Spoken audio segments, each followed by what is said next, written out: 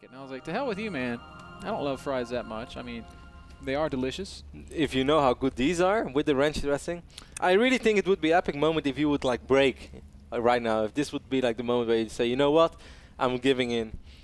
You underestimate me, sir. I give up the resistance and I'm just gonna eat this fry. I am iron-willed. I will not break. I promise I use will your not $100 for a good cause.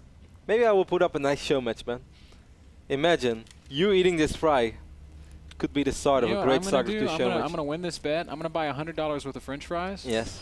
And I'm not even gonna eat them. I'm just gonna buy them.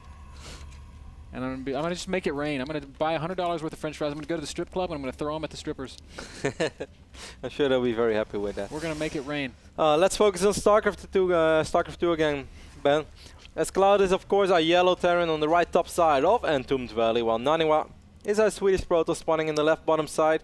I took another look at that game number 1, which was played on Daybreak, because I want to make sure I didn't miss anything super important. I was wondering about the timing of the gateway. It was a 12 gate. Naniwa did of course spend a lot of chrono boost on his first Zealot, and also on the second Zealot, and then the follow-up, but it was still a 12 gate. Can I help you? Why are you looking so mad right now? Because you're... Guys, if you could see Kevin's face right now, he just like waved his hand at me and gave me a really mean look. What was that all about?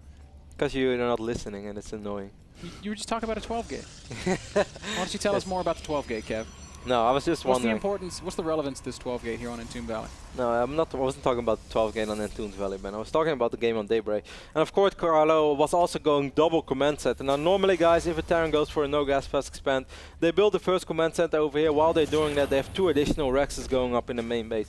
Now, in the previous game, Carlo went for double command center, so he had 1 more command center in his main, which means that his Marine production was extremely slow, and he would only be able to produce 1 Marine at a time, and would just never be able to muster out enough Marines or requireable that he needed, or wouldn't be able to get enough Marines that... what am I trying to say, man? Basically, Cloud was crushed in the build order war. There was no chance from there. But that's not what I'm trying to say. Cloud was not able to get the amount of Marines necessary to deal with the pressure of Naniwa. Wow, that wasn't really all that hard. Good job, Kevin.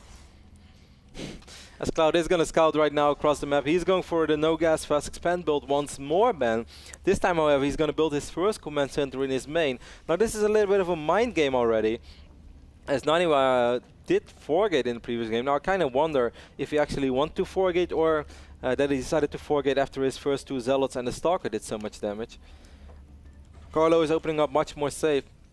For a second, I actually thought that he wanted to trick him, that he wanted to worry Naniwa about a gas opening, maybe a potential 1-1-1 build. But that's not really the case, as Carlo is already going to build the bunker on the low ground. So it's kind of giving him the idea, I am going for a fast expand, despite the command center being in the main. I thought he was going to go 1-gate expand, and he sent a probe down, and then he just built 2 more gateways. Uh-oh. Might be 3 more. Naniwa is going to 4-gate again, then, 2nd game on the row. Wow, Nani saying, Cloud, you are not ready. You are not prepared. And he is just going to 4-gate twice. Carlo is supply blocked, but his command center is about to finish up, so that will be taken care of. Naniwa is scouting this right now. With Carlo not having that command center yet on the low ground band, that also means that there are no SCVs nearby to repair this bunker. And if Cloud is going to end up losing these first 5-6 Marines, that is the only bunker that he has right now. So this is actually kind of risky. Dire straits right now for Cloud.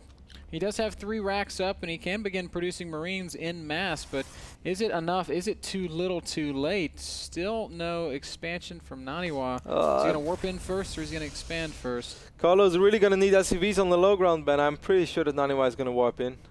He does have this probe here, as you mentioned.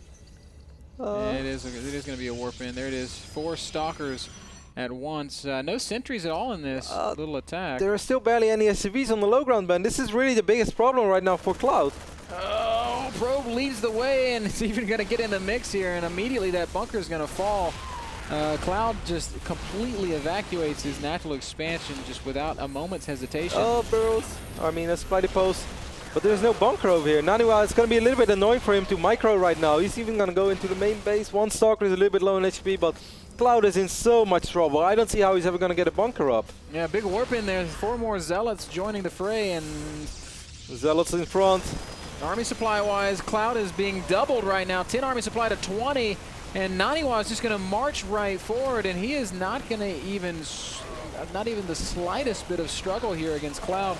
There's just nothing out that can really deal with this. New pylon does finish up. That's going to allow for warp-ins right on top of this ramp, and there it is, 4 more Zealots.